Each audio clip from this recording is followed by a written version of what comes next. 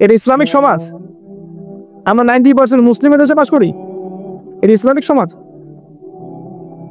দুই চোখ দিয়ে দেখেন, আমি আপনাকে এক চোখ দিয়ে দেখতে বলছেন, এক চোখ দিয়ে দেখলে মনে হবে সব ঠিক আছে, ভিতর থেকে দেখেন কিচ্ছু ঠিক নাই। আর উঁচু লেভেলে চলেন, আপনাকে জিও পলিটিক্যাল জায়গায় নিয়ে যাই। নবী সাল্লাল্লাহু আলাইহি ওয়াসাল্লাম শেষ জামানার ফিতনাগুলোর মধ্যে অনেক ফিতনার কথা বলেছেন, যে মেয়েদের সংখ্যা বাড়বে, ছেলেদের সংখ্যা কমবে, মেয়েরা পুরুষের পোশাক পরবে, পুরুষেরা মেয়ের পোশাক পরবে, মহামারী বাড়বে, জলোচ্ছ্বাস বাড়বে, ভূমিকম্প বাড়বে, আপনার জিনা বাড়বে, মাদক বাড়বে, সব বলেছেন। আরেকটা বড় কথা বলেছেন, সেটা হচ্ছে হত্যা বাড়বে, হারাজ, ফিতনা হারাজ বাড়বে। আল ফিতনা আশাদ্দু মিনাল কতল, হত্যা বাড়বে, হত্যা। পুরো বিশ্বে তাকিয়ে দেখেন খালি হত্যা আর রক্তপাত আর রাহাজানি আর কাটাকাটি আর মারামারি। কে কাকে ডমিনেট করবে এই জায়গায় বসে আছে। কোন দেশ কার উপর আগ্রাসন চালাবে, কার উপর অর্থনৈতিক স্যাংশন দিবে, কার টাকার মান কমিয়ে দিবে, কাকে সামরিক আগ্রাসন দিবে, কোন মুসলিম রাষ্ট্রের মধ্যে জঙ্গি ইস্যু তৈরি করা যায়, এই প্রচেষ্টায় ব্যস্ত হয়ে আছে না। পুরো বিশ্বের মধ্যে একটা শ্রেণী আছে ওই পশ্চিমা সভ্যতার মধ্যে, যাদের চরিত্রের সাথে আজুজের চরিত্রের মিল আছে, যারা চায় সারা বিশ্বের মানুষ ওদের দাস হয়ে থাক। এদের এই কুকীর্তির কারণেই প্রথম বিশ্বযুদ্ধে প্রায় 3-4 কোটি মানুষ মারা গেছে, দ্বিতীয় বিশ্বযুদ্ধে প্রায় 7-8 কোটি মানুষ মারা গেছে। সামনে একটা অপেক্ষা করছে, এখানে না জানি কত কোটি মানুষ মারা যায়। হাদিসে এসেছে 3 ভাগের 1 ভাগ মানুষই মারা যাবে, 3 ভাগের 1 ভাগ মানুষ যুদ্ধ বিদ্রোহে মারা যাবে, 1 ভাগ রোগ বালাই মহামারীতে মারা যাবে, 1 ভাগ মানুষ বাকি থাকবে। কত বছর পর এগুলো হবে এটা নিয়ে আমাকে জিজ্ঞাসা করেন না, সামনে হবে এটা নিশ্চিত থাকে। বড় বড় ভূমিকম্প অপেক্ষা করছে পৃথিবীর পূর্ব দিকে একটা, পশ্চিমে একটা, মাঝখানে একটা। নিউক্লিয়ার যুদ্ধ অপেক্ষা করছে সামনে। একটা যদি পড়ে পৃথিবীর একটা অংশ উড়ে যাবে, মেসাকার। আর আল্লাহ পাকের একটা সুন্নাহ আছে, আল্লাহ পাকের সুন্নাহ আমি ইতিহাস পড়ে জেনেছি, যায় আল্লাহ দ্রোহিতা বেড়ে যায়, জুলুম বেড়ে যায়, আল্লাহ পাক আরো বড় জালেমকে এর উপর চাপিয়ে দেন, ওই জালেমের হাতে একে অপদস্থ করে দেন। কোনো ব্যত্যয় হবে না এই সুন্নতের। দেখে নিন, যারা জুলুম করছে এখন আল্লাহ পাক আরো বড় জালেমকে শাস্তি দিয়ে দিবে। এবং সামনে এই ফিতনাগুলো আরো বাড়তে থাকবে, পৃথিবী সংকুচিত হবে, জনসংখ্যা কমবে, যুদ্ধ বিগ্রহ বাড়বে, আপনার ফ্রেশ খাবার আপনি কম পাবেন, ফ্রেশ এয়ার কম পাবেন, আপনার টাকার মান কমবে। সাস্টেনেবল অ্যাসেট আপনি এখন যদি করে রাখতে না পারেন ভবিষ্যতে পস্তাবেন। অনেক সমস্যা আসবে সামনে, এবং যত ভাইরাস নিউজ দেখছেন আরো ভাইরাস আসবে। পৃথিবী এই অবস্থা থাকবে না, পৃথিবী এরকম অবস্থা থাকবে না, এগুলো ভালো হয়েও যাবে না যতদিন পর্যন্ত না আল্লাহ রাব্বুল আলামিনের খলিফা ইমাম মাহদী আসছেন, এবং যতদিন পর্যন্ত না ঈসা ইবনে মারইয়ামের হাতে মাসিহুদ দাজ্জাল নিহত হচ্ছে, তার আগ পর্যন্ত না। তার আগ পর্যন্ত হয়তো বা আল্লাহ যদি চান ছোট ছোট পরিসরে কিছু কাজ হতে পারে, বৃহৎ পরিসরে যেমনটা ওমর রাদিয়াল্লাহু আনহু সময় ছিল, এমনটা এই বিশ্ব আর কখনো দেখবে বলে আমি মনে করি না। ওয়াল্লাহু আ'লাম বিস-সাওয়াব, কিন্তু আমি এটা মনে করি না, এটা আমার মত। আর আমার মত আপনার মানার কোনো দরকার নাই। You do not have to accept my opinion. আমি বারবার বলি, আমার ওপিনিয়ন আপনার মানার কোনো দরকার নাই, until or unless you are convinced that I am correct. যতক্ষণ পর্যন্ত না আপনি কনভিন্স হচ্ছেন যে আমি কারেক্ট। বললাম মানার দরকার নেই, বললাম ব্যাস মানলেন এমন না। আমি বলেছি, মতামত প্রকাশ করেছি, আপনি পরীক্ষা নিরীক্ষা গবেষণা যাচাই বাছাই করে দেখেন, যদি মনে হয় যে হ্যাঁ ঠিক আছে তাহলে মানবেন, আদারওয়াইজ মানার দরকার নেই। এর চেয়ে আমি আর কি ফের কথা বলতে পারেন? প্রিয় ভাইয়েরা, চতুর্মুখী ফিতনায় আপনি জর্জরিত আছেন।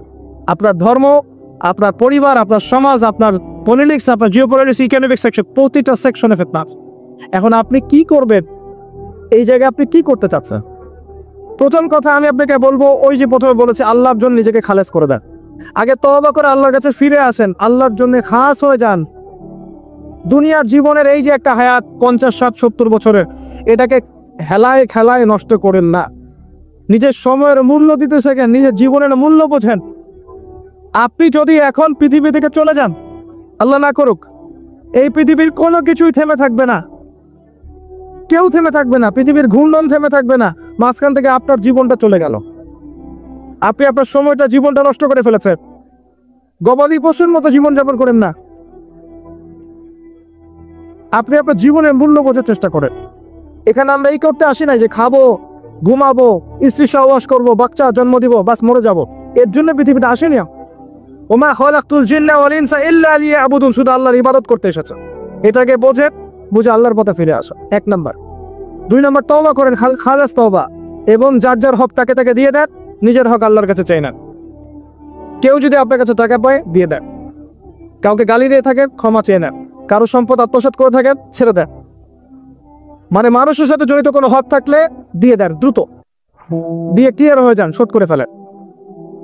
এরপরে আমি বারবার বলি, কারণ কিছু মানুষের কানে কথা ঢুকতেই চায় না, বারবার বলি জ্ঞান অর্জন করতে হবে।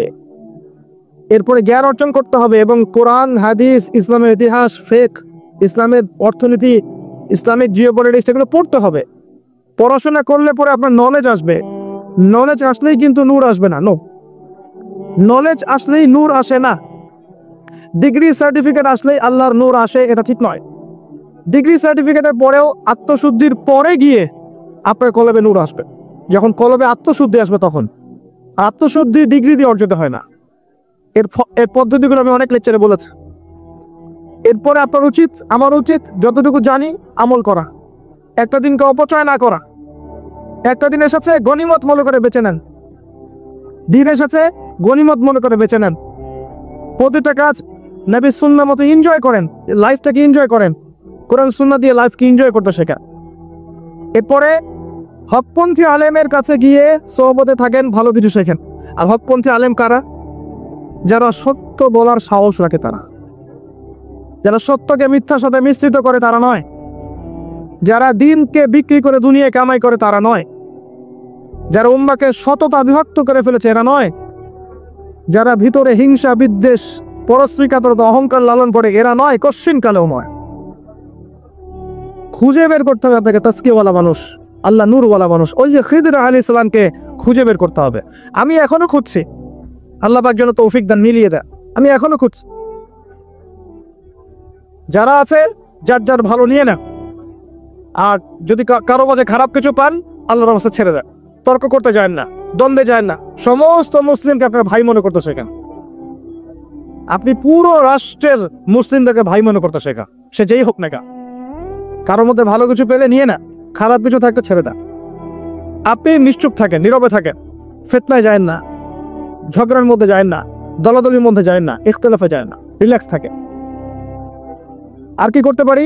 তাসকিয়ার সাথে, আত্মশুদ্ধির সাথে আমরা হালাল রিজিকে সচেষ্ট হতে পারি। বারবার বলছি ভাই, আল্লাহর রাস্তে হাত জোর করে অনুরোধ করছি, হারাম রিজিক খাইতে যায়েন না। অল্প খান, হালাল খান, আল্লাহ পাক বারাকা দিবে ইনশাআল্লাহ। আল্লাহ পাক ওই রিজিকের মধ্যে এমন বরকত দিবে যেটা দিয়ে আপনি ইনশাআল্লাহ দিব্যি দুনিয়ার জীবন কাটিয়ে ফেলতে পারবে ইনশাআল্লাহ। আর দুনিয়াতে কাটাতে অত কিছু লাগে নাকি ভাই? 5 তলা বাড়ি লাগবেই, একতলাতে হয় না, হবে না ভাই? লাক্সারিয়াস একটা খাট লাগবেই, নর্মাল একটা খাটে শোয়া যায় না, যায় না। 3 বেলায় বিরিয়ানি খেতে হবে, 3 বেলা সাদা ভাত খাওয়া যায় না। খেতে বসে কি 20টা আইটেম লাগবে, 2টা আইটেম দিয়ে খাওয়া যায় না। দুনিয়া জীবন কাটাতে কি লাগে আমাদের? আসলে কতটুকু লাগে? আমরা পারি বা কতটুকু? কত খাবো আর কত করবো? 50টা 100টা জামার দরকার আছে, 10টা হলে হয় না? যেটা নাই সেটার জন্য লোভ না করলে হয় না। এই চাহিদার নবী তো আমাদেরকে আস্তে আস্তে বস্তুবাদী বানিয়েছে। আল্লাহ পাক আমাদেরকে বোঝার তৌফিক দান করুন। আরেকটা কথা বলি, এগুলোর পাশাপাশি পারিবারিক আদর্শ সুন্দর করার চেষ্টা করেন। আপনি আপনার সাধ্যমতো চেষ্টা করেন। যদি এরপরেও না পারেন, আমি বলবো যেহেতু ওটা আখিরুজ্জামান এবং যেহেতু আমাদের হাতে সময় কম, এই জন্য অনেক বিষয়ে এমন আছে যেখানে আপনাকে একটা ডিসিশনে আসতে হতে পারে যে আপনি 1000বার চেষ্টা করছেন, চেষ্টার পর চেষ্টা করেই যাচ্ছেন, কিন্তু কাজের কাজ কিছুই হচ্ছে না। কিছুতেই আপনার অধীনস্থ মানুষের আল্লাহর কথা শুনতে চায় না, রাসূলের কথা শুনতে চায় না। আপনি সেপারেট আদর্শ ইসলামী পরিবার গড়ে তোলেন, ছেড়ে দেন, সম্পর্ক রাখেন, যার যার হক দিতে থাকেন। আপনি সেপারেট আদর্শ পরিবার গড়ে তোলেন, একা একা ইসলামিক পরিবার গড়ে তোলেন, ভালো থাকবেন ইনশাআল্লাহ, ফিতনায় যাবেন না। হালাল রিজিকের সোর্স হচ্ছে আপনি আলাদা পরিবার গড়ে তোলেন। আর অবশ্যই পরিবার গঠন করার সময়, লিসেন যুবক ভাইদেরকে বলছি, পরিবার গঠন করার সময় আল্লাহর ওয়াস্তে সৌন্দর্য, এই বংশ, টাকা পয়সা এগুলোকে প্রায়োরিটি দিতে যাবেন না, প্রাধান্য দিতে যাবেন না। শুধু দিনদারিতা দেখেন, শুধু দিনদারিতা। দিনদারিতা পাওয়ার পরে যদি সৌন্দর্য থাকে বা বংশ ভালো হয় বা আপনার টাকা পয়সা থাকে, সেটা ডিফারেন্ট ব্যাপার। আপনি নূরুন আলা নূর, আপনি আরো বেশি পেয়েছেন, সুবহানাল্লাহ, আপনার তাকদির ভালো। যদি না পান অনলি দিনদারিতা নিয়ে থাকেন। আবার দিনদার ক্যাটরিনা কাইফ খুঁজতে চায় না। ছেলেরা চায় দিনদার ক্যাটরিনা, আর মেয়েরা চায় দিনদার বিল গেটস। দিনদার ক্যাটরিনা খুঁজতে যায় না। আর একটা কথা বলে রাখি, বোরখা পরা মেয়ে হইলেই পাগল হয়ে যায় না। সব বোরখার পিছনে সত্যিকারের দিন থাকে না। খুব সতর্ক থাকবেন, খুবই সতর্ক থাকবেন। আল্লাহর কাছে ভিক্ষা চেয়ে নেবেন একটা দিনদার মেয়ে, যে আপনার জীবনটাকে ওই যে নবী সাল্লাল্লাহু আলাইহি ওয়াসাল্লামকে যেমন খাদিজা রাদিয়াল্লাহু আনহা সাপোর্ট দিয়েছেন, ঠিক এইভাবে সাপোর্ট দিতে পারে এমন একটা মেয়ে আপনার জীবনের জন্য যথেষ্ট। আর যদি এমন কাউকে পেয়ে যান, এমন কাউকে যদি পেয়ে যান, আর কোথাও পা বাড়াতে যান। আমার কথা বুঝতে পারছেন? হারাম হোক আর হালাল হোক, আর কোথাও পা বাড়াতে যায় না। যদি এমন কাউকে পেয়েই যান, যদি না পান তাহলে ডিফারেন্ট ইস্যু, যদি পেয়ে যান তাহলে আর কোথাও পা বাড়াতে যায় না। দুনিয়া ছোট্ট জীবন কাটিয়ে দেন, ইনশাল্লাহ পরকালে আপনাকে আল্লাহ পাক জান্নাত দিবেন। সন্তান সন্ততি হবে, সন্তানদেরকে এমন করে বড় করেন যেমনটা আমরা পাইনি। আমরা যেমন ছোটবেলায় পাইনি, অনেক কিছু পাইনি, আছে না এরকম? আমাদের শৈশব কৈশোর যৌবনে অনেক সময় চলে গেছে না, যেগুলোতে আমরা বিপদে ছিলাম, ইসলাম বুঝিনি, কোরআন বুঝিনি, সুন্নাহ বুঝি নাই। আমাদের বাচ্চার কাছে যেন এমন না হয়। একদম শুরু থেকে এদেরকে আলিফ থেকে শুরু করাবেন ইনশাআল্লাহ তাআলা। এদেরকে ইসমাইল আলাইহিস সালামের মতো বড় করে তোলে। ঘরে ঘরে যদি একটা করে ওমর রাদিয়াল্লাহু আনহুর মতো সন্তান জন্ম নিতে পারে, এই উম্মার বিজয়কে ঠেকাতে পারবে? আমরা চলে যাবো এক সময় দুনিয়া থেকে, ওরা আসবে, দেখবেন ইনশাআল্লাহ ওরা এই পৃথিবীটাকে ইসলামিক পরিবেশ বানিয়ে ফেলবে ইনশাআল্লাহ। আল্লাহ পাক কবুল করুক আমাদের সন্তানদেরকে। আরেকটা কাজ বলবো, আল্লাহ পাক আপনাকে কিছু ক্ষমতা দিয়েছেন। কাউকে টাকা দেন, কাউকে আল্লাহ পাক বলার ক্ষমতা দেন, কাউকে করার ক্ষমতা দেন, কাউকে দেখবেন জমি জমা দিয়েছেন, কাউকে পলিটিক্যাল পাওয়ার দিয়েছেন, কাউকে প্রশাসনিক পাওয়ার দিয়েছেন। আল্লাহ পাক এক এক মানুষকে এক এক ক্ষমতা দিয়েছেন। যার যার জায়গা থেকে আল্লাহর নবী মুহাম্মদ সাল্লাল্লাহু আলাইহি ওয়াসাল্লামে রেখে যাওয়া এই দিনটাকে খেদমত করে জানেন। যার যার জায়গা থেকে আপনি আল্লাহর রাসূল রেখে যাওয়া এই পবিত্র যে আমানত দিন ইসলাম, তিনি নাই চলে গেছেন, আমাদের কাছে দিয়ে গেছেন, এর খেদমত করে কবরে যান, আল্লাহ পাক জান্নাত দিবেন ইনশাআল্লাহ। আপনার অল্প টাকা আছে, আপনি একটা মসজিদ করতে পারেন না? একটা এতিমখানা করতে পারেন, একটা মাদ্রাসা করতে পারেন, একটা স্কুল করতে পারেন, একটা কলেজ করতে পারেন, বা এতিমদের জন্য কোনো প্রজেক্ট করতে পারেন, বিধবাদের জন্য কিছু করতে পারেন, মেয়েদের শিক্ষার জন্য কিছু করতে পারেন। আপনি গভর্নমেন্ট সেকশনে থাকলে মানব সেবামূলক কিছু কাজ করতে পারেন, যেখানে ইসলাম ফুটে উঠবে, কাজ করতে পারি না? আপনি প্রশাসনে থাকলে হালালে থাকতে পারেন, ঘুষ না নিতে পারেন, দুর্নীতি না করতে পারেন। আপনার জায়গা থেকে আপনি ন্যায়ের পথে থাকলে অন্যায় গেলেন না, দিনের খেদমত না? যে ভাইরা সীমান্ত পাহারা দিচ্ছে, ওরা কি দিনের খেদমত করছে না? এই বাংলার মাটিকে তারা বাহ্যিক বৈশত্রুর আক্রমণ থেকে রক্ষা করছে না? বিনীত রাত কাটাচ্ছে না? অনেক পরিশ্রম করছে। এগুলোকে খেদমত নয়? সবাই সবার জায়গা থেকে খেদমত করতে পারে, এটাই হচ্ছে আমাদের কাজ। আল্লাহ পাক আমাদের সবাইকে বোঝার তৌফিক দান করুন। এই কাজগুলো করে অল্প আমলে ঝুলি নিয়ে পরকালে আল্লাহ যদি আমাদেরকে কবুল করেন, গুনাহগুলোকে মাফ করে দেন, যদি বলেন যাও তোমরা চেষ্টা করেছিলে, আচ্ছা আজকে তোমাদেরকে মাফ করে দিলাম, তোমরা জান্নাতে চলে যাও, তখন আমাদের যে সফল কে আছে? এটাই শেষ করবে একটা আয়াত দিয়ে। আল্লাহ পাক বলেছেন কুল্লু নাফসিন যায়িকাতুল মাউত, প্রত্যেকটা নফসকে মৌতের স্বাদ গ্রহণ করতে হবে। ওয়াইন্নামা তুওয়াফাউনা উজুরাকুম ইয়াওমাল কিয়ামা, কিয়ামতের মাঠে তোমাদেরকে নিজ নিজ প্রতিদান বুঝিয়ে দেওয়া হবে। ফামান যুহজিহা আনিন নার ওয়া উদখিলাল জান্নাতা ফাকাদ ফাজ, ওই দিন যাকে জান্নাতে প্রবেশ করানো হবে আর জাহান্নামের আগুন থেকে বাঁচানো হবে, একমাত্র সেই ব্যক্তি সফল, আর কেউ সফল না। দেখবেন পরিবারের সন্তান বেড়ে উঠছে এমন ভাবে, স্বামী স্ত্রীর মাঝে খারাপ সম্পর্ক দেখে, খারাপ সংস্কৃতি দেখে, ব্যাড পেন্টিংসে, কাজের বুয়ার কাছে ঝগড়া বিবাদ দেখে, এরকম করে সন্তানরা বেড়ে উঠছে।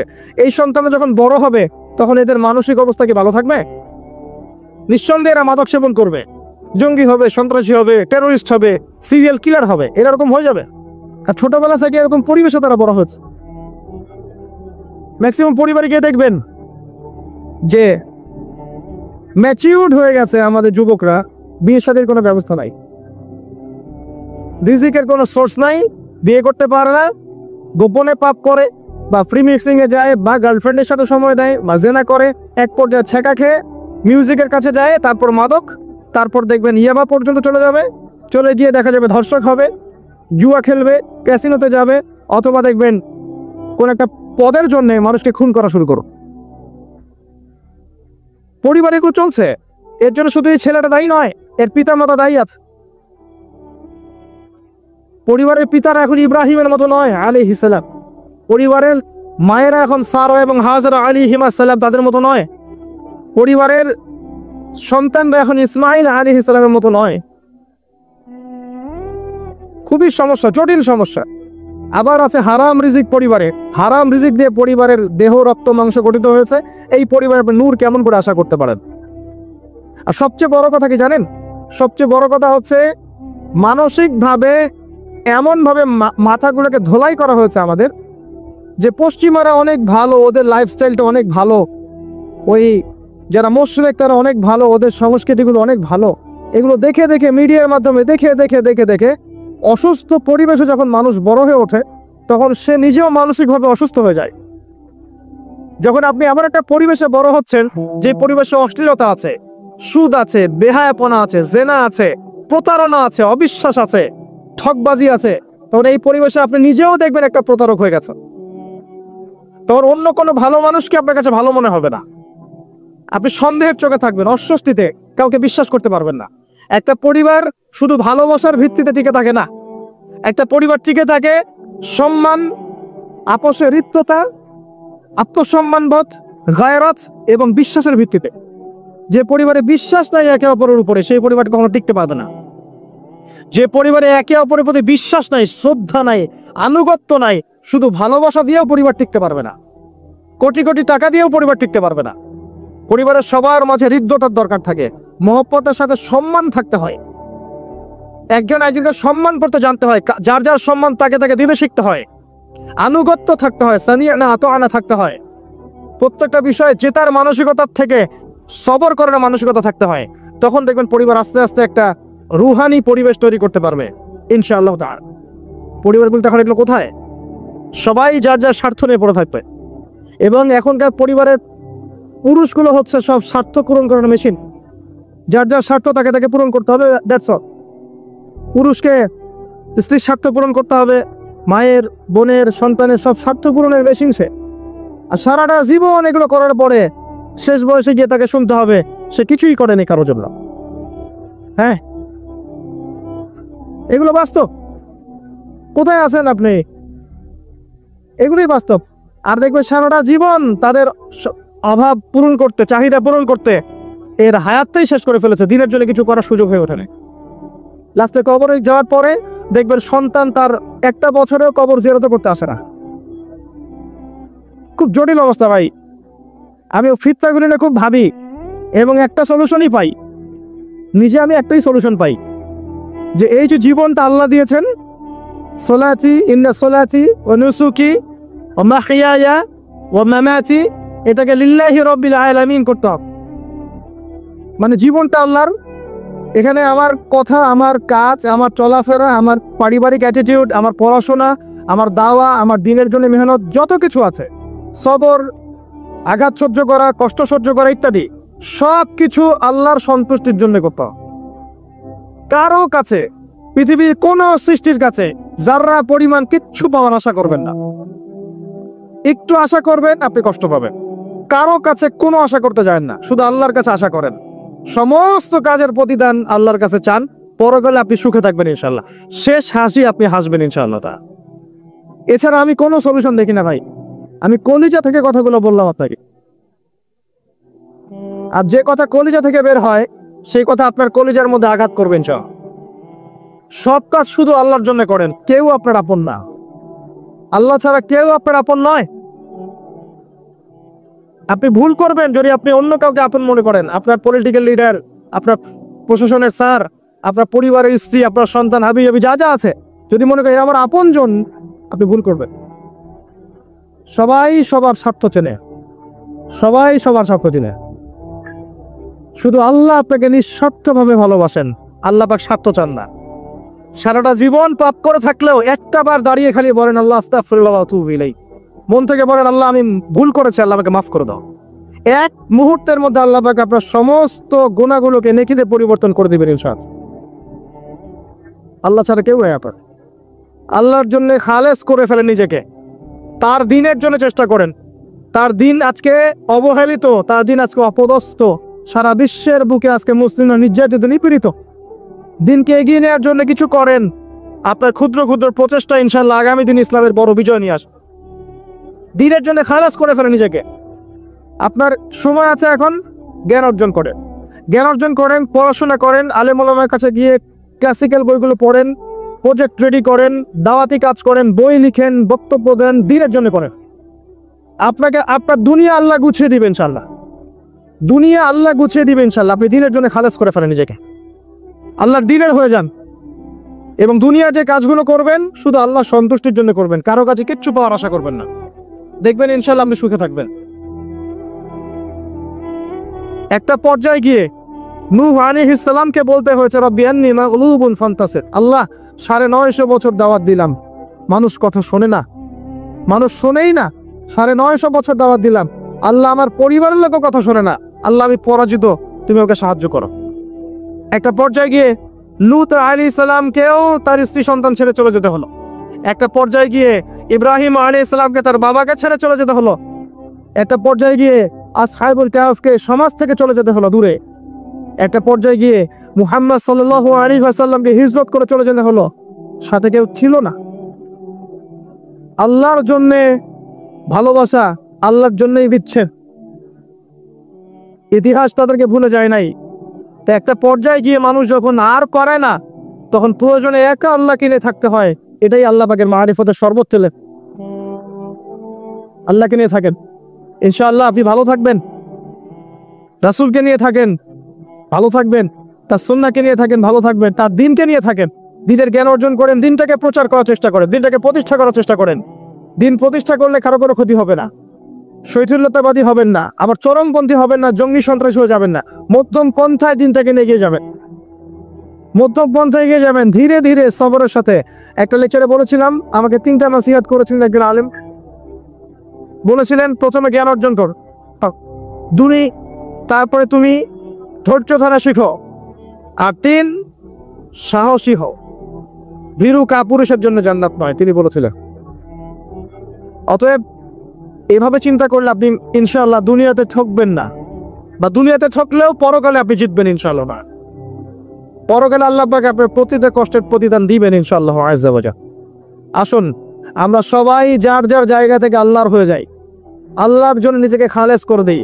আর আল্লাহর ভালোবাসা পেতে চাইলে তার রাসূলকে তার রাসূলের আনুগত্য করতে হবে, তার সুন্নাহ মাফিক চলতে হবে।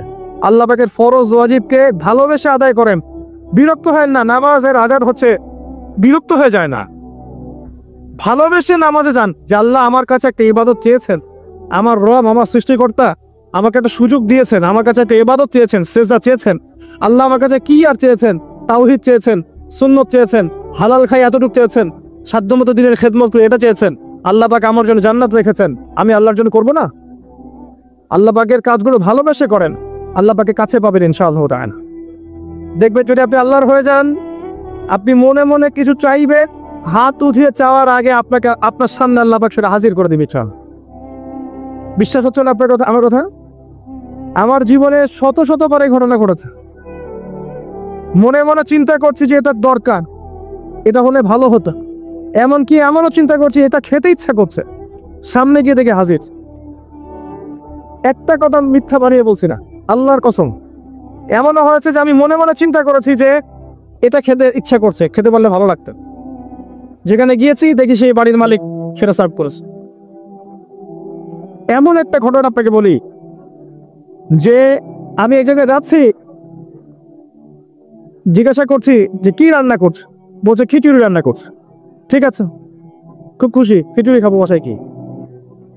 কোন একটা কারণে রাস্তায় আমার একটা বিপদ হলো। বিপদ হওয়ার পরে আমি বাসায় যেতে পারলাম না, কোন একটা জায়গায় আমাকে থাকতে হলো অল্প সময়। সেখানে আমার পরিচিত যিনি ভাই, সে আমাকে বলছে কিছু খেয়ে না। ঠিক আছে, কি আছে নিয়ে আসেন। খাবার নিয়ে আসা হলো, দেখলাম খিচুড়ি। কথা কি বুঝতে পারছেন? দেখে আমার চোখ দিয়ে এক ফোঁটা পানি পড়লো খাবারের উপরে। যে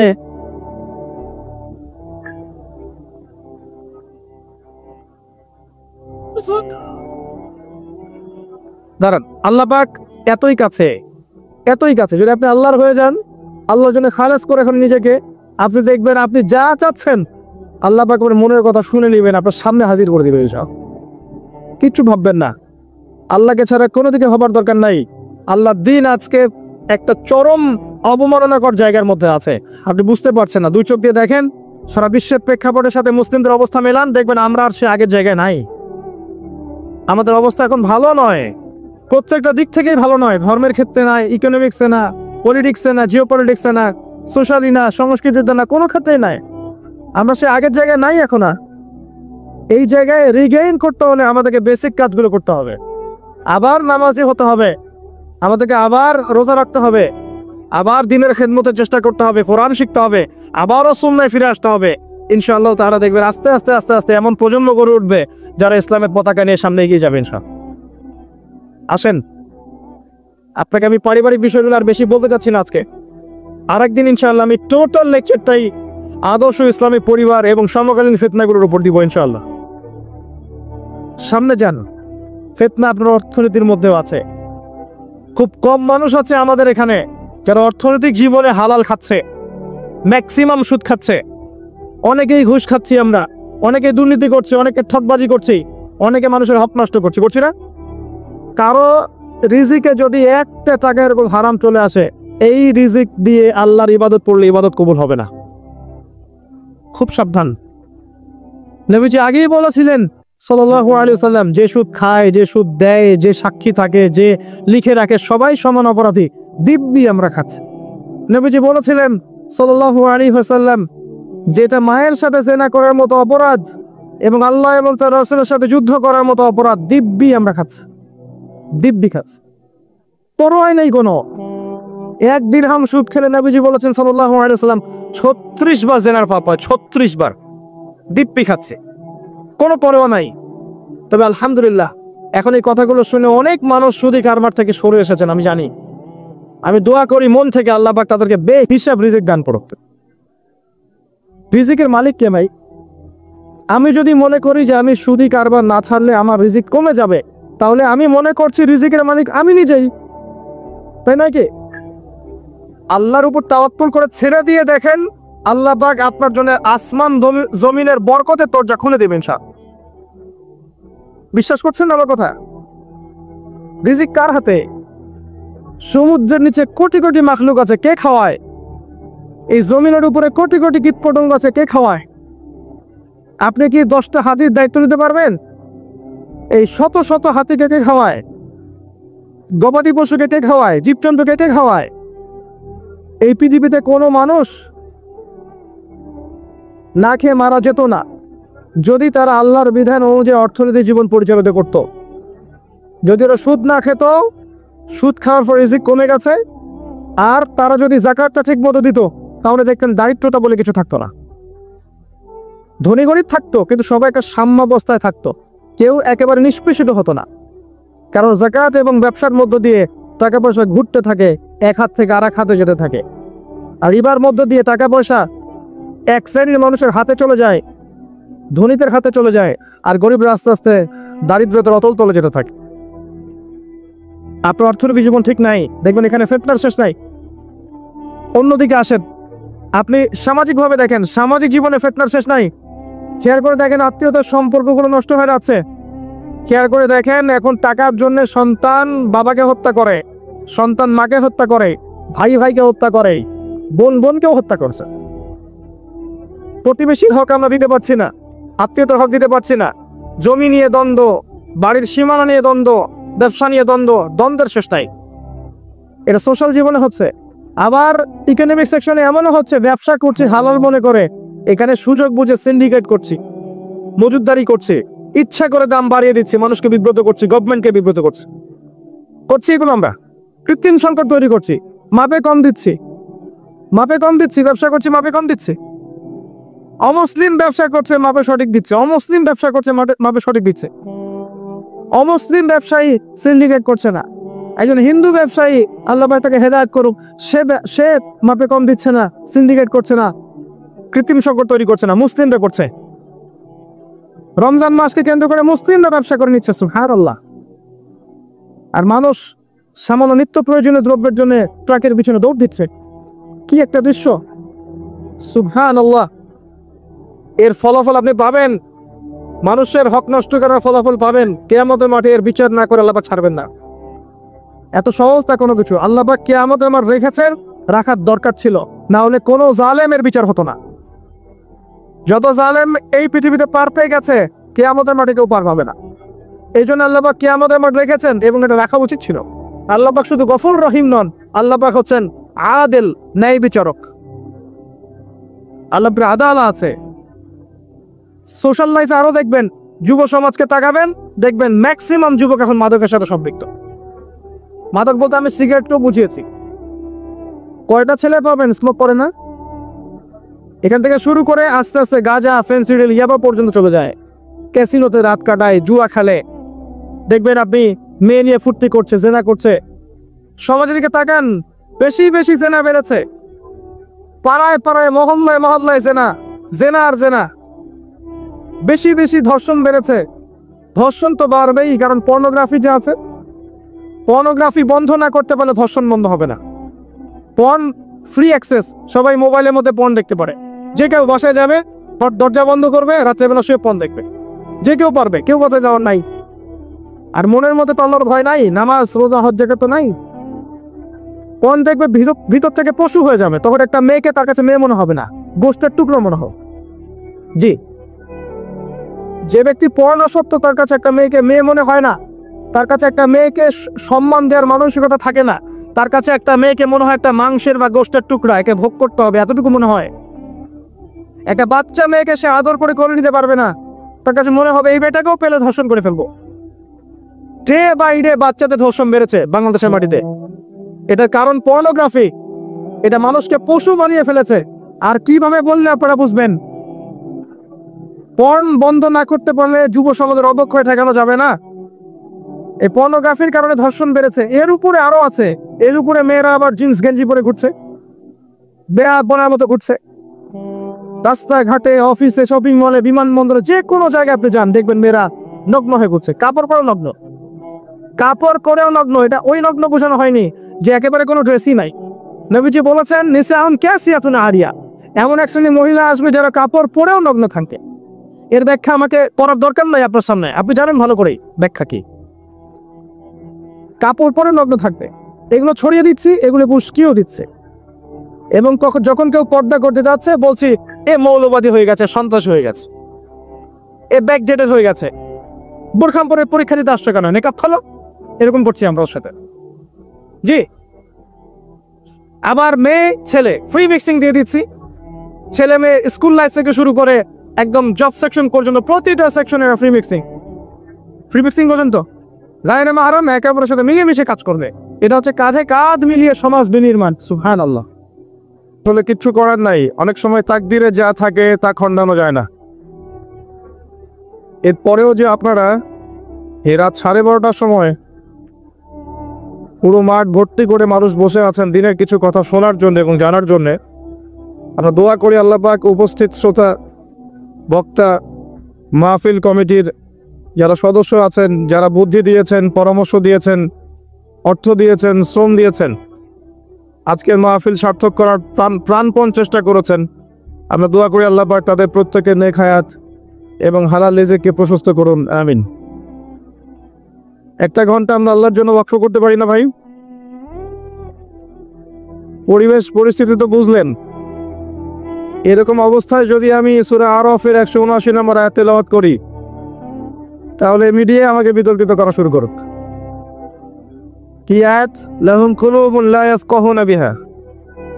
কিছু মানুষ আছে যাদেরকে আল্লাহ পাক কলব দিয়েছেন, উপলব্ধি করে না। ওয়া লাহুম আযানুন লা ইয়াসমাউনা বিহা। কান দিয়েছেন আল্লাহ পাক, শুনতে চায় না। ওয়া লাহুম আ'য়ুনুন লা ইউবসিরুনা বিহা। আল্লাহ পাক কিছু মানুষকে চোখ দিয়েছেন, তারা দেখতে চায় না। আল্লাহ বলছেন উলাইকা কাল আনআম, এরা হচ্ছে গবাদি পশুর মতো। বাল হুম আদাল, আল্লাহ বলছেন বরং তার চাইতেও এরা নিকৃষ্ট। ওয়া উলাইকা হুমুল গাফিলুন, এরা হচ্ছে গাফিল সম্প্রদায়। আল্লাহর কথা এটা। কিছু মানুষ সম্পর্কে আল্লাহ পাক এই কথা বলেছেন, কিছু মানুষ সম্পর্কে। আমি বলছি না আপনার সম্পর্কে বলেছেন, আমি বলছি আল্লাহ পাক কিছু মানুষ সম্পর্কে এই কথা বলেছেন যে কিছু মানুষকে আল্লাহ পাক কলব দিয়েছেন, কলব, হৃদয়, অন্তর, উপলব্ধি করতে চায় না। আল্লাহ পাক কান দিয়েছেন, কান, শুনতে চায় না। আল্লাহ পাক চোখ দিয়েছেন, চোখ, দেখতে চায় না। যাদেরকে এগুলো দেওয়ার পরেও তারা আল্লাহর নিদর্শন দেখছে না, উপলব্ধি করছে না, বুঝতে চেষ্টা করছে না, আল্লাহ পাক তাদেরকে বলেছেন তারা মানুষের কাতারে পড়ছে না। আল্লাহ পাক বলছেন তারা জীবজন্তুর মতো, বালহুম আদল, বরং তার চেয়েও নিকৃষ্ট। আমরা যে বা যারাই দিনের সাথে সম্পৃক্ত, দিন ইসলামের সাথে সম্পৃক্ত, আমাদের দ্বারা এমন কোনো স্বভাব আশা করা যায় না যে আমরা কলব থাকতেও বুঝবো না, কান থাকতেও শুনবো না, চোখ থাকতে দেখবো না। এটা তাদের জন্য শোভা পায় যাদের কাছে ইসলামের মতো ধর্ম নাই। যাদের কাছে ইসলাম আছে, কোরআন আছে এবং সুন্নাহ আছে, তাদের জন্য শোভা পায় না যে আমরা এমন হব যে আমরা আমাদের ইন্দ্রিয়গুলোকে কাজে লাগাবো না। 1 ঘন্টার মাহফিলের প্রত্যেকটা সেকেন্ড মূল্যবান। একে তো আপনারা কষ্ট করে এখানে এসেছেন, দিনের 2টা কথা শুনবেন, জানবেন, আমল করার এই নিয়তে এসেছেন। যে আসছে কিছু কথা বলার জন্য, সেও 5-6 ঘন্টা সফর করে আসছে। এই সফরের আর 2 ঘন্টা যদি ওকে তাকে জ্যামে বসে থাকতে হয় তাহলে কি অবস্থা, তবে চিন্তা করে। মাহফিল শেষ হলে কিন্তু আপনারা চলে যাবেন, তা আমাকে কিন্তু আবার 6 ঘন্টা সফর করে যেতে হবে। আমি কিন্তু রাস্তায় রাত কাটাবো, এটা কিন্তু সবাই বুঝবে না। মনে করবো যে 1 ঘন্টা আসবে, লেকচার দিবে, চলে যাবে। এমন কি 5 ঘন্টা জার্নি করে আসতে হবে, আবার রাতে আবার 5 ঘন্টা জার্নি করে যেতে হবে। আপনারা বাসায় গিয়ে ঘুমাবেন, আমি কিন্তু রাস্তায় ঘুমাবো। কথাটা কি বুঝতে পারছেন? প্রত্যেকটা বিষয়ের পিছনে মুজাহাদাত দরকার আছে, ইফোর্ট দিতে হয়, শ্রম দিতে হয়। এখন যদি আমাদের অজ্ঞতার কারণে এই সাজানো গোছানো প্ল্যাটফর্মগুলো নষ্ট হয়ে যায়, তাহলে এই আয়াতগুলো তেলাওয়াত করলে কি আমার দোষ হয়ে যাবে? আমরা সুশৃঙ্খল জাতি, যেটা কমেন্ট দেওয়া হবে ফলো করবে, সিম্পল। মুসলিম জাতি এমন, সামি'না ওয়া আতা'না, শুনলাম মানলাম। এবং আমাদের ভুলের কারণে যখন দায়ীদের, আলেমদের বা বক্তাদের, আল্লাহর রাস্তার যারা মুজাহিদ বা মুবাল্লিগ, তাদের যদি ক্ষতি হয়, তাদের মান সম্মানের, তাদের অর্থ সম্পদের, তাদের আহাল পরিবারের, তাদের জীবনের যদি ক্ষতি হয়, এই ক্ষতির দায়ভার কে বহন করবে? শত শত মানুষ মিলে কি একজন আলেমের জায়গা দখল করতে পারবে? শত শত মিডিয়া কর্মী মিলে কি একজন আল্লাহর রাস্তার মুজাহিদের জায়গা দখল করতে পারবে? এত সহজ না সবকিছু। একজন আলেম হতে হলে অনেক পড়াশোনা করতে হয়, সময় দিতে হয়, শ্রম দিতে হয়, বাড়ি ছাড়তে হয়, স্ত্রী ছাড়তে হয়, বাবা মা ছাড়তে হয়, সব ছেড়ে আল্লাহর পথে পড়ে থাকতে হয়। তিলে তিলে তিলে তিলে একটা আলেম গড়ে ওঠে, একজন দায়ী গড়ে ওঠে, একজন মুজাহিদ গড়ে ওঠে। তাদেরকে যদি আপনারা জাতির সামনে অপদস্থ করেন, আলটিমেটলি দিনের ক্ষতি করছেন, দিনের কোনো উপকার করছেন। এগুলো ভালো, যখন কিছু কিছু ইস্যু আসবে, এর পিছনের মৌলিক কারণগুলো সবার সামনে স্পষ্ট হয়ে যাবে। যখন আত্মহত্যা শব্দ এসেছে, তখন বাংলাদেশের লক্ষ লক্ষ যুবক সিরাতের কিতাব পড়া শুরু করেছে। আসলে আছে কিনা দেখি তো। এই ওসিলায় লাখ লাখ যুবক আর রাহিকুল মাকতুম বইটা পড়েছে, আলহামদুলিল্লাহ। যখন কোরআন ইস্যু এসেছে, তখন কোরআনুল কারীম বুঝে পড়ার দিকে বহু মানুষ ফোকাস করছে। তারা বলছে শুধু আমি তেলাওয়াত শিখবো না, আমি বুঝেও পড়বো ইনশাআল্লাহ। তেলাওয়াত শিখলে নাকি হবে ইনশাআল্লাহ, প্রত্যেক হরফে 10 নাকি হবে ইনশাআল্লাহ তাআলা, কোনো সন্দেহ নাই। কিন্তু বুঝে পড়ে তাদাব্বুর, গবেষণা, আমল করা এবং কোরআনের হক আদায় করা, এটা শুধু তেলাওয়াতের সমান নয়, কোশ্চিনকালেও না। যখন এই ইস্যু এসেছে, তখন শত শত লক্ষ লক্ষ যুবক আলহামদুলিল্লাহ কোরআনের অনুবাদ করা শুরু করেছে, আলহামদুলিল্লাহ। প্রত্যেক ফাইন্না মা'আল উসরি ইউসরা, প্রত্যেকটা কষ্টের পিছনে কি থাকে? স্বস্তি থাকে। কোনো কিছুকে আপনি অকল্যাণ মনে করছেন, তার পিছনে একটা কল্যাণ আছে। নতুন একটা ইস্যু দাঁড় করিয়ে দেওয়া হয়েছে, দেখবেন এর ফলশ্রুতিতে কিছু মানুষের দিনের লেবাসে দুনিয়া পূজারী কিছু মানুষের সত্যিকার রূপ স্পষ্ট হয়ে যাবে ইনশাআল্লাহ তাআলা। আল্লাহর রাস্তার দায়ীদের, মুজাহিদদের, আল্লাহর রাস্তার মুবাল্লিগদের, আলেমদের যাররা পরিমাণ কোনো ক্ষতি হবে না ইনশাআল্লাহ তাআলা। আল্লাহ রাব্বুল আলামিন যাকে কবুল করে নেন, যে জাতিকে কবুল করেন, যে ব্যক্তিকে কবুল করেন, যে সমাজকে কবুল করেন, পৃথিবীর সারা শক্তি মিলেও তার কোনো ক্ষতি করতে পারবে না। কবুলিয়াত আল্লাহর পক্ষ থেকে আসে, কোনো ষড়যন্ত্র কবুলিয়াতকে ধ্বংস করতে পারে না। ইব্রাহিম আলাইহিস সালাম জীবিত নেই, তার আদর্শ কিয়ামত পর্যন্ত থাকবে ইনশাআল্লাহ। মুহাম্মদ সাল্লাল্লাহু আলাইহি ওয়াসাল্লাম জীবিত নেই, তার আদর্শ কিয়ামত পর্যন্ত থাকবে ইনশাআল্লাহ। আমাদের ইমাম আবু হানিফা রাহিমাহুল্লাহ, তাকে জেলখানায় বিষ প্রয়োগে হত্যা করা হয়েছে। আজকে কি হানাফি মাযহাব মরে গেছে? ইমাম আহমদ বিন হাম্বল রাহিমাহুল্লাহকে পিটানো হয়েছে, রাস্তায় রাস্তায় ঘোরানো হয়েছে। তার কি হাদিসের সমস্ত কিতাব নষ্ট হয়ে গেছে? ইমাম বুখারী, মুসলিম, তিরমিজি, নাসাই, আবু দাউদ, ইবনে মাজাহ কেউই নেই জীবিত। তাদেরকে পারিবারিক, সামাজিক, অর্থনৈতিক, রাষ্ট্রীয় সমস্ত নির্যাতন সহ্য করতে হয়েছে। তারপরেও কি তাদের আদর্শ থেমে গেছে? এত দূরে যাচ্ছেন কেন? ইসলামিক যখন খিলাফা ছিল, তখন ইসলামের খিলাফা প্রতিষ্ঠার জন্য যেসব আলেমরা, যেসব রাষ্ট্রনেতারা, যেসব সামাজিক নেতারা কাজ করেছিল, বীর যোদ্ধারা, তাদের স্মৃতি কি মানুষ ভুলে গেছে? সাহাবায়ে রাদিয়াল্লাহু আনহুম আজমাইন, তাদের রেখে যাওয়া আদর্শ কি মানুষ ভুলে গেছে?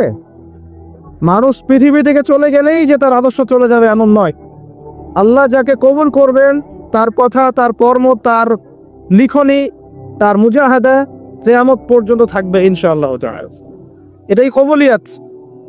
এটাকে ভিতরে এবং বাহিরে ষড়যন্ত্র দিয়ে নষ্ট করা যাবে না ইনশাআল্লাহ।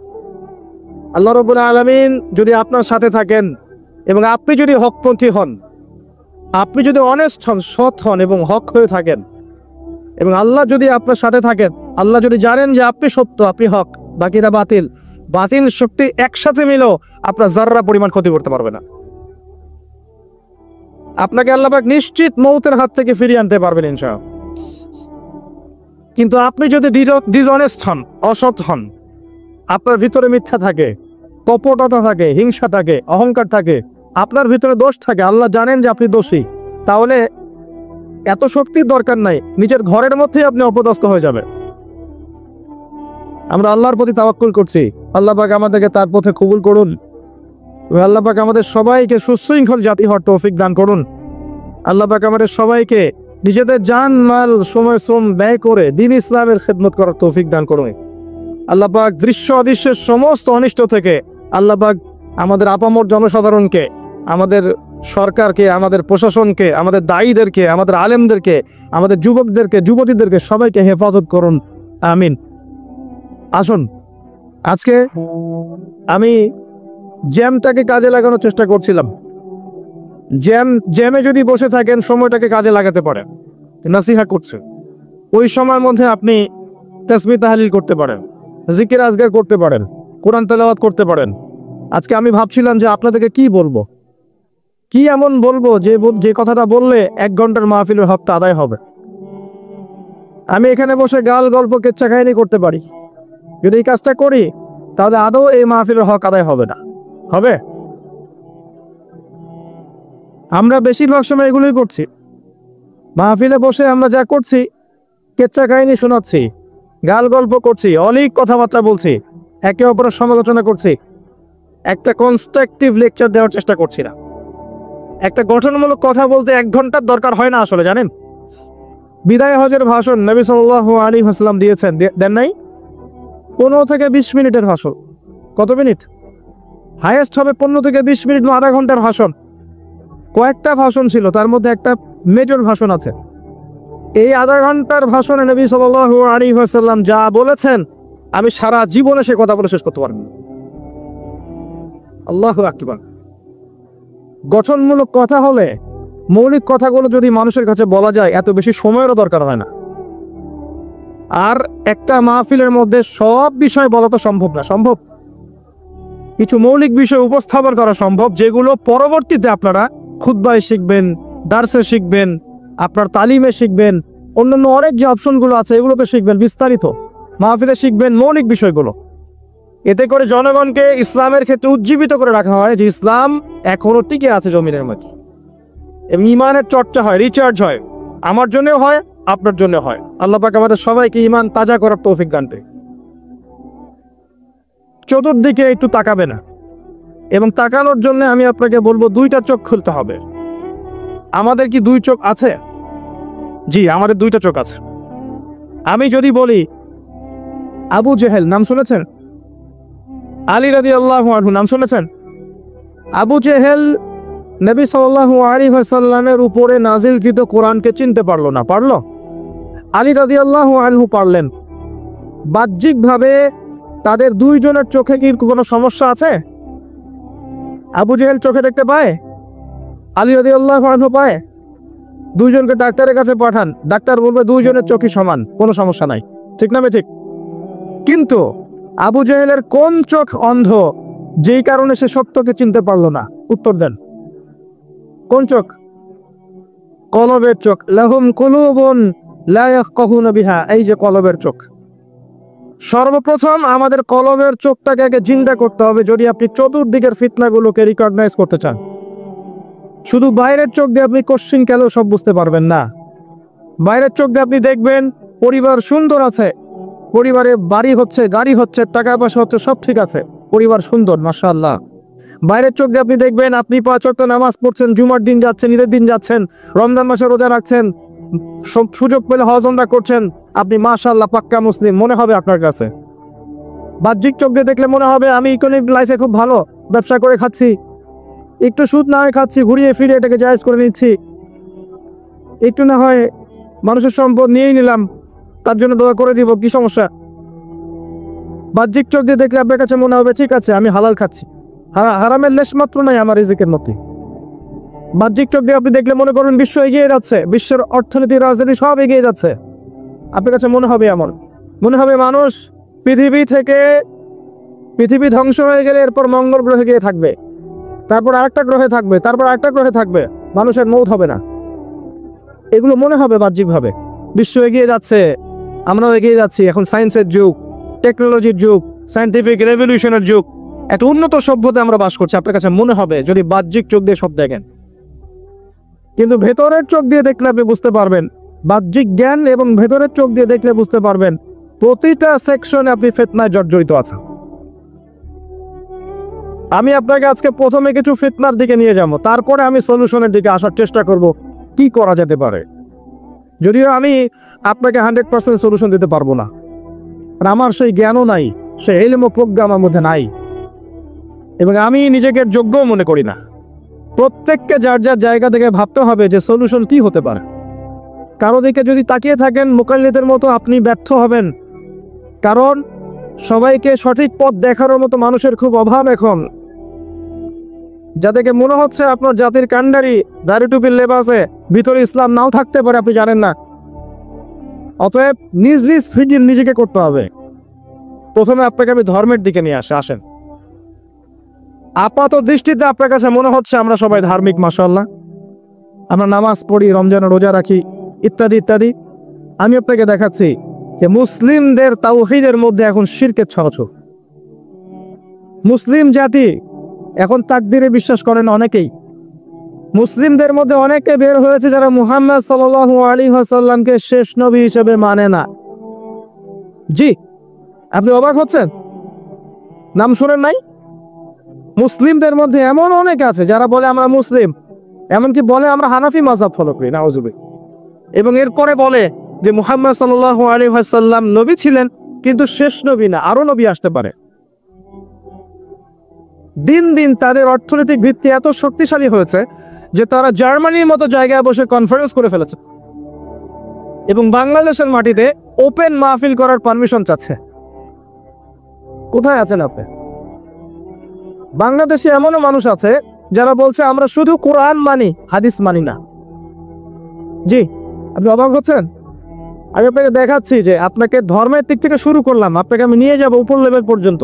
কি পরিমাণ ফিতনা আপনি বসে আছেন, কি পরিমাণ ফিতনাময় পরিবেশে আমরা বসে আছি। দুই চোখটা দিয়ে দেখবেন, এক চোখ দিয়ে না।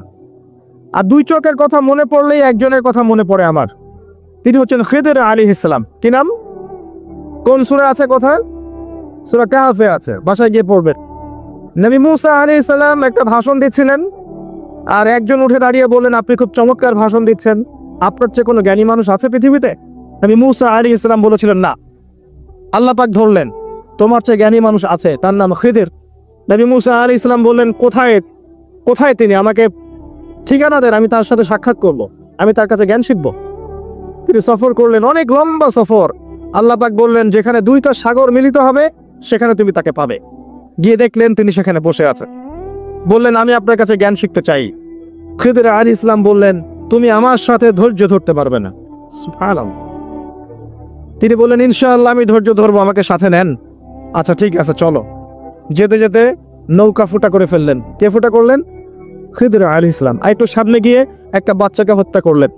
আরেকটু সামনে গিয়ে একটা দেয়ালকে নির্মাণ করলেন কোনো পারিশ্রমিক ছাড়াই। প্রত্যেকটা বার মূসা আলাইহিস সালাম বললেন, এটা কেন করছেন, এটা কেন করছেন, এটা কেন করছেন। আর খিদর আলাইহিস সালাম কারণ পরে ব্যাখ্যা করলেন যে, মূসা তোমার সাথে আমার আর পথ চলা হলো না, তবে কারণটা আমি বলে দিচ্ছি। কারণ হচ্ছে নৌকায় কারণে ফুটা করেছি, না হলে জলদস্যু নৌকা নিয়ে যেত। এই বাচ্চাকে হত্যা না করলে বাচ্চা বড় হয়ে বড় কাফের হতো, এবং দেয়াল নির্মাণ না করলে ওই দেয়ালের নিচে দুইজন এতিম বালকের পৈতৃক সম্পত্তি আছে, এটা মানুষ নিয়ে চলে যেত। বাহ্যিক চোখ দিয়ে মূসা আলাইহিস সালাম সব বুঝতে পারেননি, পেরেছেন? অন্তর্দৃষ্টি দিয়ে, আল্লাহর নূর দিয়ে খিদর আলাইহিস সালাম দেখেছেন, তিনি বুঝতে পেরেছেন আসল ঘটনা কি। এটাই বলছি আপনাকে, প্রত্যেকটা মুসলিমকে এখন খিদর হতে হবে আলাইহিস সালাম। এক চোখ দিয়ে দেখলে হবে না, দুই চোখ দিয়ে দেখতে হবে।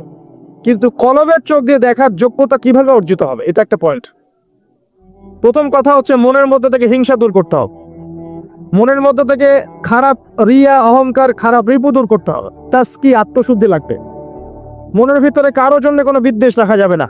মনটা হতে হবে পবিত্র, সফট, সবার জন্য শুভাকাঙ্ক্ষী।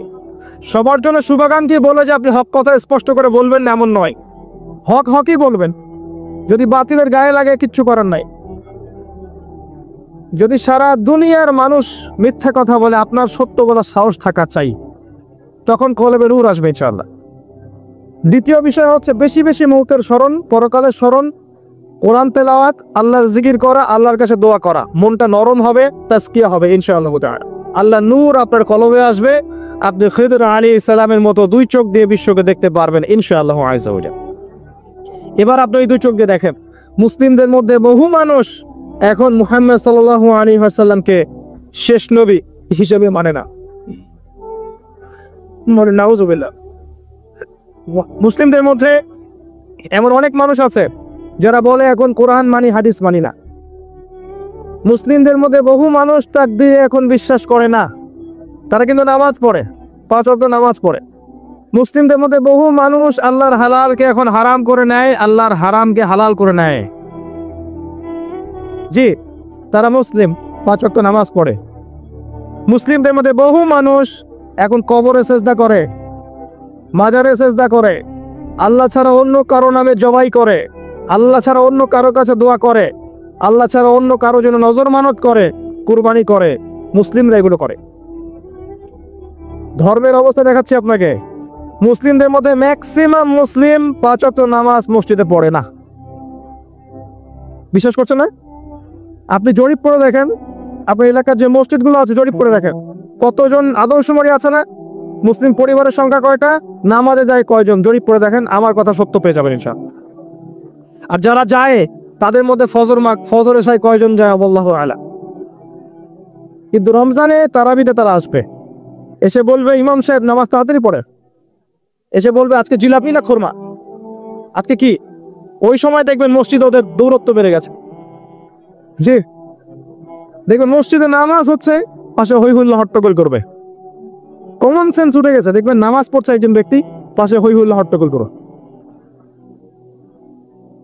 মুসলিমদের মধ্যে দেখবেন ম্যাক্সিমাম মুসলিম এখন আল কোরআন বিশুদ্ধ করে তিলাওয়াত করতে জানে না। প্রমাণ চান আপনি? জরিপ করে, বিশুদ্ধ করে। যারা পড়া জানে তাদের কতজনের পড়া সহি, এটা আলেমদেরকে জিজ্ঞাসা করলে বুঝতে পারবে। আবার যারা হিফজ করেছে তাদের মধ্যে কত পার্সেন্ট কোরআনের অর্থ জানে, জরিপ করে বের করেন। আবার আমরা যারা টুকটাক অর্থ জানি, তারা কোরআনে কতটুকু আদেশ মানি আর নিষেধ ফলো করি, নিষেধ বর্জন করি, এটাও একটা ভাবার বিষয়। আবার যারা আমরা কোরআনের হকগুলো আদায় করার চেষ্টা করছি, তারা কোরআনে কতটুকু দাওয়াত মানুষকে দেই, এইটাও একটা ভাবার বিষয়। সব মিলিয়ে সমস্যা আছে। আল কোরআন প্রথমত তিলাওয়াত করা শিখতে হয়, সবার জন্য আমভাবে তিলাওয়াত করা শেখাটা ফরজ। এরপরে কিছু অংশ হিফজ করার চেষ্টা করতে হয়, এরপরে অর্থ বোঝার চেষ্টা করতে হয়, অ্যারাবিক ল্যাঙ্গুয়েজ গ্রামার শিখতে হয়, এরপরে আদেশ নিষেধ মানা এবং বর্জন, এরপরে কোরআনের দাওয়াত মানুষের কাছে প্রচার করা। আল কোরআনের হকগুলোকে বোঝাতে পারলাম ভাই? আল্লাহ পাক আমাদেরকে আদায় করার তৌফিক দান করো। সামনে রমাদান আসে, এই রমাদান মাসে আমরা যেন আদায় করার চেষ্টা করি, সচেষ্ট হই, চেষ্টাগুলোকে বাড়িয়ে দিই। আল্লাহ পাক তৌফিক দান করুন, আমিন। মুসলিমদের মধ্যে বহু মানুষ কোরআন তেলাওয়াত করতে জানে না। মানুষ রাসূল সাল্লাল্লাহু আলাইহি ওয়াসাল্লামের সুন্নাহ মাফিক দিন রাত পার করে জরিপ করে দেখে নেন, কত পার্সেন্ট মুসলিমের দাড়ি আছে দেখেন, কত পার্সেন্ট মুসলিমের সুন্নতি লেবাস আছে দেখেন, কত পার্সেন্ট মুসলিম রাসূল সাল্লাল্লাহু আলাইহি ওয়াসাল্লামের সুন্নাহ মাফিক প্রত্যেকটা কাজ করছে জীবনে, জরিপ করে দেখে। কোথায় বসে আছেন আপনি? ইভেন বহু মুসলিম আছে যারা সুন্নতের নামে সমাজে বেদাত চালু করেছে। মানে আমিলা আমালান লাইসা আলাইহি আমরুনা ফাহুয়া রাদ। নবীজি বলেছেন, যে ব্যক্তি এমন কোন কাজ করবে দিনের মধ্যে যার পক্ষে আমার কোনো প্রমাণ নাই বা কোনো আদেশ নাই, এটা রাত, প্রত্যাখ্যাত। এটাকেই বিদআহ বলা হয়। কুল্লু বিদআতিন দালালাহ ওয়া কুল্লু দালালাতিন ফিন-নার। প্রত্যেক বিদআতই ভ্রষ্টতা, আর এই প্রত্যেক ভ্রষ্টতার পরিণাম জাহান্নাম।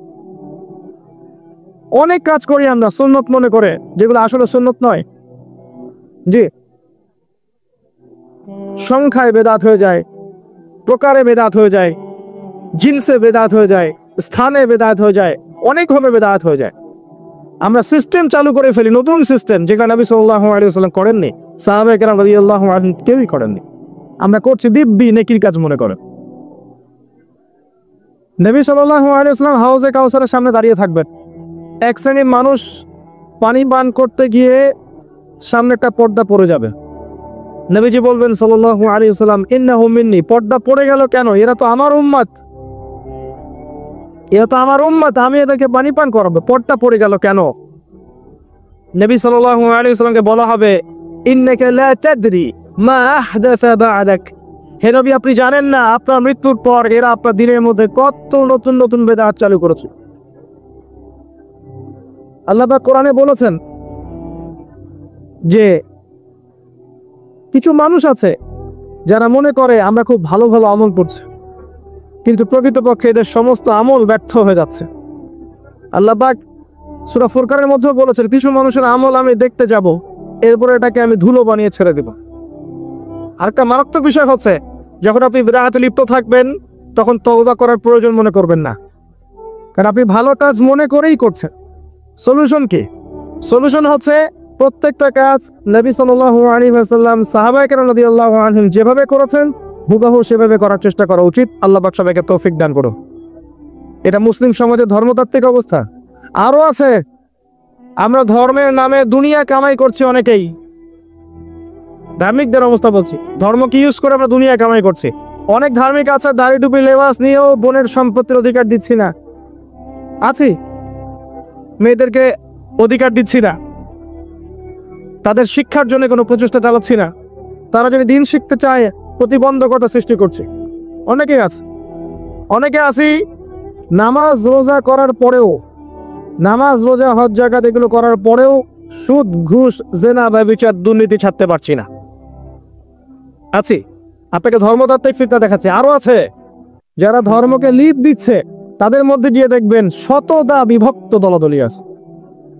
প্রত্যেকেই দাবি করছে আমি হকপন্থী, আসো আমার দলে আসো, ফর্ম পূরণ করো, জান্নাতে চলে যাও, জান্নাতের ডিলার আমি, লিজ লাগলে নিয়ে যাও। কথা কি বোঝা যায়? সবার দলিল একটাই, মান আলাইহি ওয়া আসহাবি, আমি যার উপরে আছি, সাহাবীরা যার উপরে আছে, সবাই একই কথা বলছে। একজন যুবক ছেলে যখন হেদায়েত পেয়ে ইসলামের দিকে আসে, সে কনফিউজড, আমি যাবো কোথায়, আমি কোন সংগঠনে ঢুকবো, আমি কোন দলে ঢুকবো, কোন তরিকায় ঢুকবো, কি করলে নাজাত পাবো, কনফিউজড। যার কাছে যায় সে বলে আমি ডাক্তারদের মতো অনেকটা প্রেসক্রিপশন নিয়ে যাবেন, এক শ্রেণীর ডাক্তারের কথা বলবো যে ওই ডাক্তারের কাছে গিয়েছে, ও তো পারে না, এগুলো খান। জি, দেখবেন খুব কম ডাক্তারকে দেখেছি আমি জীবনে যে অনেস্টলি বলে হ্যাঁ এই ভালো ওষুধ দিয়েছে, এগুলো খান, এর সাথে নফি। আমাদের ক্ষেত্রে সেম, ওই আলেমের কাছে গিয়েছো, তার তো এই সমস্যা, তার তো সেই সমস্যা, আমাদের কাছে আসো, এখানে আসো। আবার ওখানে যাবেন, বলবো যে কোথায় গিয়েছো, ওখানে গিয়েছিলে, তার তো ওই সমস্যা, তার তো ওই সমস্যা, এখানে থাক। এই করতে করতে আপনি হক খুঁজেই পাবেন। যদি বলেন যে ঠিক আছে আমি এমন মানসিকতা লালন করি যে আমি সবার ভালোটুকু নিব, কারণ সবাই মুসলিম, সবাই আল্লাহকে মানে, রাসূলকে মানে, কোরআনকে মানে, সুন্নাহকে মানে। কিছু ইখতিলাফি বিষয় সবার মধ্যে আছে, এটা ছিল এবং থাকবে।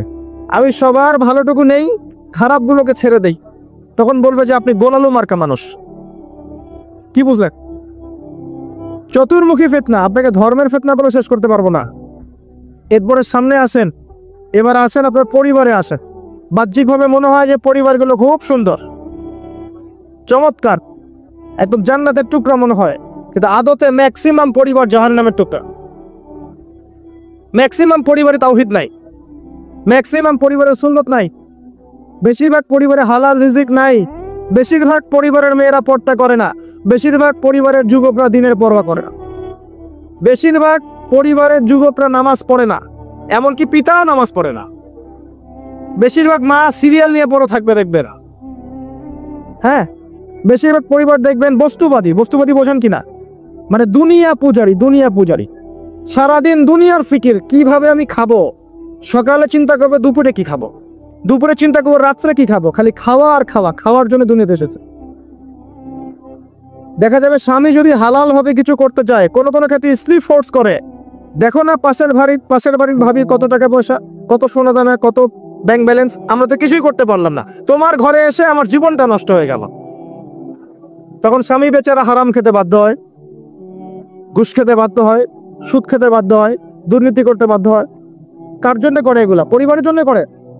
একটা চোর যে চুরি করে, ওই চুরির টাকা নিয়ে এসে মেয়েকে খাওয়ায়, বোনকে খাওয়ায়, মাকে খাওয়ায়, বাবাকে খাওয়ায়, খাওয়ায় না? সহজাত প্রবৃত্তি। একটা ধর্ষক, সে পর্যন্ত তার মেয়েকে কিন্তু চুমুখে আদর করে, করে না? পুরুষ। এখন যত দিন যাচ্ছে পরিবারগুলোতে নারী নির্যাতনের জায়গায় পুরুষ নির্যাতন বেড়েছে। যত দিন যাচ্ছে পরিবারগুলোতে নারী নির্যাতনের জায়গায় পুরুষ নির্যাতন বেড়েছে। মানসিক নির্যাতন করতে করতে পুরুষের হায়াত কমিয়ে ফেলেছে এরা। আবার অনেক পরিবার এমনও আছে যে পরিবারের মহিলারা দিনদার, দিনের পথে চলতে চায়, কিন্তু পুরুষেরা জাহিলিয়াতের কারণে এদেরকে চলতে দেয় না, দিনের পথে চলতে দেয় না, তালিমে যেতে দেয় না, কোরআন পড়তে দেয় না, একটু দিনের আলোচনা করবে সে সুযোগ করে দেয় না। সারাটা দিন যাও চুলা ঠেলো, রান্না করো, সন্তান দেখো, এতটুকু চা। জটিল সমস্যা। আমি ইনশাআল্লাহ তাআলা শুধু ফ্যামিলির বিষয়ে একটা আলাদা লেকচার দেব ইনশাআল্লাহ। আজকে আমি আলাদা লেকচার দিচ্ছি না, আপনাকে কিছু মৌলিক পয়েন্ট বলছি। অনলি ফ্যামিলি, ভাই বিশ্বাস করেন, সমাজের কাঠামোগুলো ধ্বংস হয়ে যাচ্ছে ফ্যামিলির কারণে, অনলি ফ্যামিলির কারণে। এত সমস্যা পরিবারগুলোতে, এত সমস্যা আপনি চিন্তা করতে পারবেন। ইল্লা মাশাআল্লাহ, কিছু পরিবার বাদ যাদেরকে আল্লাহ পাক খাস করে রহম করেছে, এদের পরিমাণ নিতান্তই নগণ্য, খুব কম।